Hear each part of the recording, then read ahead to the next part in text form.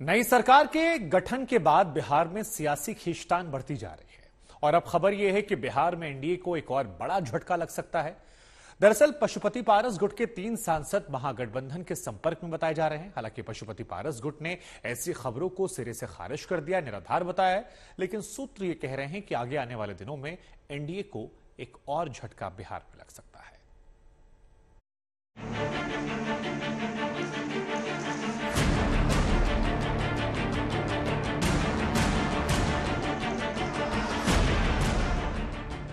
बिहार में नीतीश कुमार ने साथी बदला, पुराने साथी को जमकर कोसा, नई सरकार बनी, नई तकरार हुई और बिहार में ये सियासी तकरार फिलहाल थमती नजर नहीं आ रही है। बात दिन ब दिन बढ़ती जा रही है।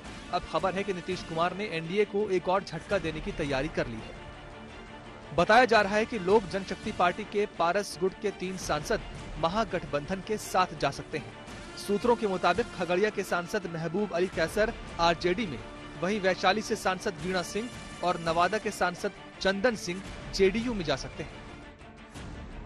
साफ है कि नीतीश कुमार ने बीजेपी पर हमले के साथ साथ आगे की रणनीति पर भी काम करना शुरू कर दिया है और नीतीश के ऐसे ही दांव के चलते 24 के चुनाव में उनकी पीएम पद की उम्मीदवारी के दावे किए जा रहे हैं।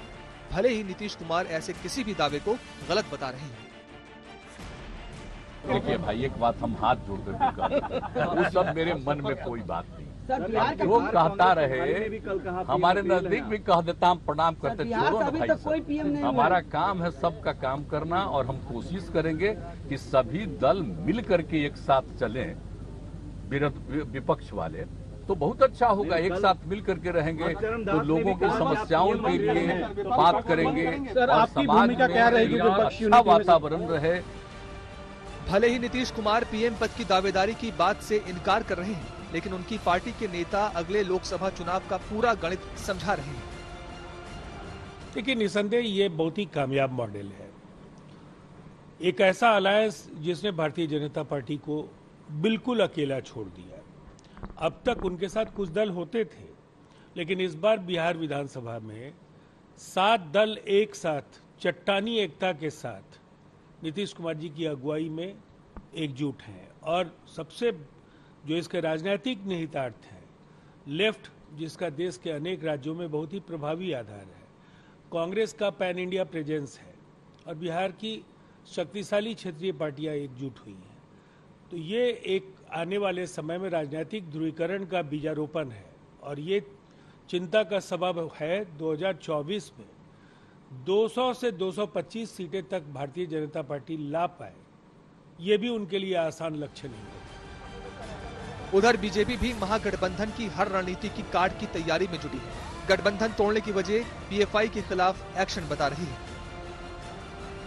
जब खुलासे होंगे, जब एनआईए की जांच हो रही है, सभी के सामने आएगा। लेकिन बिहार सरकार अब उसको दबाने के लिए पूरी मेहनत करेगी। यह सरकार ही इसलिए बनी है कि जो अधिकारी उच्च पदों पर बैठे हुए हैं और जो यहाँ एसडीपीआई और पीएफआई का नेक्सस है, उन दोनों का गठबंधन बरकरार रहे, टूटे नहीं, इसी के लिए सरकार तोड़ दी गई। बिहार बीजेपी अध्यक्ष ने पीएफआई के ठिकानों पर छापेमारी को नीतीश के गठबंधन तोड़ने की वजह बताई, तो उनकी पार्टी के नेता सम्राट चौधरी ने इस बयान पर सहमति जताई। इसमें कहीं दो मत नहीं है। एनआईए के द्वारा जब जांच की प्रक्रिया शुरू की गई तो अभी पूरी तरह आप देखिएगा, इसका पूरा खुलासा होगा। बांका में बम ब्लास्ट होते हैं, घर का घर उड़ गया। आप अररिया की हालत को देखिए, खगड़िया की हालत को देखिए, पटना की हालत को देखिए, सभी जगह अराजकता की स्थिति बन चुकी है और पूरी तरह पीएफआई पर भारत सरकार कार्रवाई करेगी, मैं आश्वस्त कर रहा हूं। महागठबंधन सरकार पर एक और हमला केंद्रीय मंत्री गिरिराज सिंह ने बोला है। उर्दू शिक्षकों के मुद्दे पर उन्होंने नीतीश सरकार के खिलाफ मोर्चा खोला है। दरअसल प्राथमिक शिक्षा विभाग के निदेशक ने 10 अगस्त को उर्दू शिक्षकों के रिक्त पदों की जानकारी मांगी थी। अब बीजेपी इस कदम को तुष्टीकरण वाला बता रही है। गठबंधन सरकार पर तुष्टीकरण वाला आरोप लगा रहे हैं। गिरिराज सिंह पहले ही कह चुके हैं कि बीजेपी से अलग होने के बाद नीतीश कुमार का कोई दांव चलने वाला नहीं, क्योंकि 29 तक पीएम पद खाली ही नहीं। आप कह रहे हैं 14 वाले 24 में रहेंगे कि नहीं? कान खोल के सुन लें, 14 वाला 24 में भी रहेगा, 14 वाला 29 में भी रहेगा। आपको अगर हिम्मत है तो जैसे 2014 में अलग चुनाव लड़े थे, लड़के दिखा दीजिए, मेरी चुनौती स्वीकार करिए। साफ है कि बिहार में नीतीश कुमार ने पाला बदलकर जिस तरह से सियासी समीकरण बदला है, उसका असर बिहार की सियासत में नजर आएगा। आने वाले दिनों में आर पार की लड़ाई का सियासी मोर्चा बढ़ता जाएगा। सुजीत कुमार झा के साथ रोहित सिंह, पटना, आज तक।